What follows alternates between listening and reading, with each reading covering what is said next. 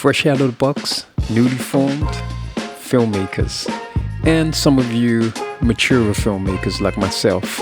Wait, could be making this mistake going into your new project. What mistake am I talking about? Roll clips.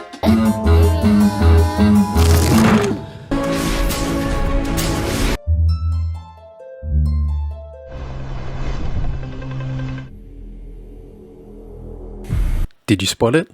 The overambition trap. What do I mean by that? Well, in today's video, we're going to talk about that. And that is when your reach far exceeds your grasp. I think we've all been a part of projects where that can happen. We've been probably guilty of it ourselves. And so today I'm going to cover a little something that often affects beginning filmmakers and filmmakers of older age who want to get into the game. Oh, by the way, my name's Duane Valentino, your filmmaking friend. I'm director, cinematographer. And with that being said, let's get into it. Why do beginning filmmakers always want to go big on their first project? One of the reasons is that we in large are inspired by Hollywood and the output that Hollywood has. We tend to imagine that a little passion project can be on par or something very similar, because that's the only reason why we would catch attention, let's say. And then you have the idea or the notion that you want to prove yourself. So you believe if you are able to produce a film on this budget, similar in effect to a Hollywood film, then that's going to make you seem far better, right? Of course. We also underestimate how hard production can be and what it will actually require. And even I'm talking about you, even you students coming straight out of film school, this can be a problem. So watch this video until the end. I got a bonus for you. Hopefully it'll really help you guys out. So what are the common first-timer mistakes? Let's run those down. Huge casts and crew. That's a big one. You often tend to think that if you have a huge number of cast and crew, you feel more secure, right? In thinking that it should all go to plan. Really, what you're thinking about is Hollywood again. You're thinking about if I can produce something on that level, or at least makes me feel like I'm producing something on that level, then it should matter to the overall end result. But it really doesn't. Some of the best stuff can be done with 2-3 people. Expensive locations and props. Wow. I could talk for days about that, but expensive locations are one of the biggest money drains. And you think, okay, that's a valid enough idea that you should get somewhere that looks good and can really bring the production up. But it's balancing something like that. And the props as well, because often you'll get, certain kinds of props, maybe replicas of stuff, Say hello to my little friend! High on the budget, and is it really going to create anything good for the story? Given that I have a background in visual effects, this is a huge one. And that is the overambitious trap of wanting complex effects. Now we're talking like Hollywood grade post-house effects. And often it's a case of I want superpowers, or I want spaceships and explosions and, all of these types of things. I think pointing out Carruth Edwards, when he created his feature film, his debut, Monsters, he was a visual effects guy. So he understood how much visual effects he was able to achieve. If you're a visual effects person, great, go ahead, do your thing. You know what your limitations are. But if you're not a visual effects person, hold tight. You don't need as much effects. Believe me, to tell a good story, you don't need as much effects. Here's another one. Overlong scripts. Oh man, yeah. I've been guilty. You want to make your script as tight and as concise as possible. And often short films tend to be overlong. If you've been to film festivals, you will notice how overlong short films can be. And that's also a good tip, is go to film festivals, check these films out, and you will just know how it feels to be an audience member. So overlong scripts and trying to condense a feature film into a short film idea is just a big no-no. And that perfectly segues into the next point.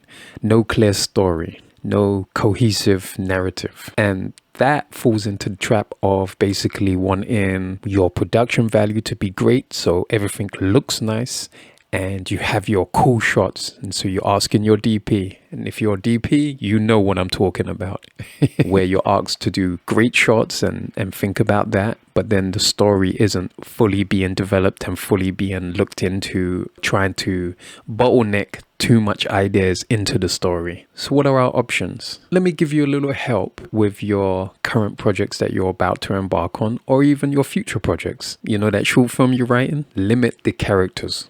Limit the amount of characters, even 2, 3 characters, if that. Cut those characters in half. If you've got more than 10 characters, it's too much. Set your story in real locations that you have access to. While renting a big location can look good, it's probably best if you're beginning as a filmmaker, or if you're starting off, choose somewhere that you have access to.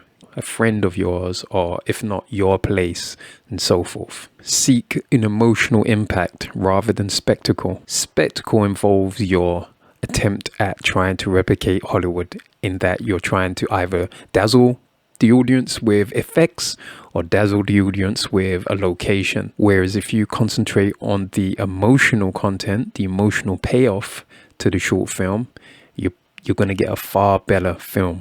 Another big one that can help you: concentrate on simple stories and tell them well. I often like to say, create one hurdle, one scenario, one problem that your character, or even 1 or 2 characters, have to overcome. Help them to overcome it in that short film. Whether they actually succeed or not, that's whether your story goes that way. But essentially, one problem, one hurdle to overcome. What's the biggest takeaway? The biggest takeaway here is start small, but dream big.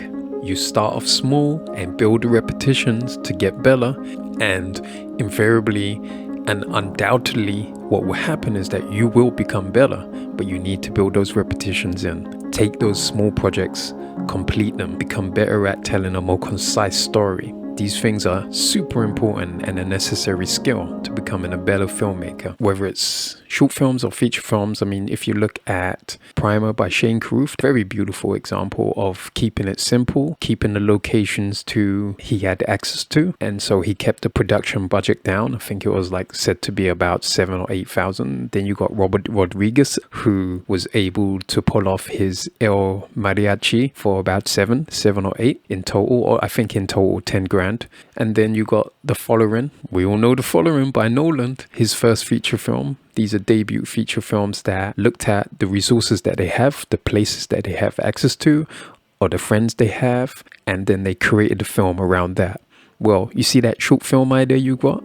Do that, because you don't need much to impress. You think you need much, but it's actually the opposite. You need a better story, better characters, and you need an emotional impact. Hollywood isn't dazzled by your attempt to show what they can do on a huge budget. That's not exactly it. They want a voice. They want something that speaks to their emotional core of the filmmaker, and therefore can move an audience. I would love to hear some of your stories about your short films and your overambitious ideas and that things that you've been a part of. Leave them in the comment section. I have a free download for you guys, a little something special to download in the description, and that is a beginner's short film checklist. It's free of charge. Follow it and hopefully it helps you. And with all of that being said, I'm gonna get up out of here and create something myself, and I hope you guys do, and I hope these tips really helped you. Give me a like, really helps the video. You know how it is.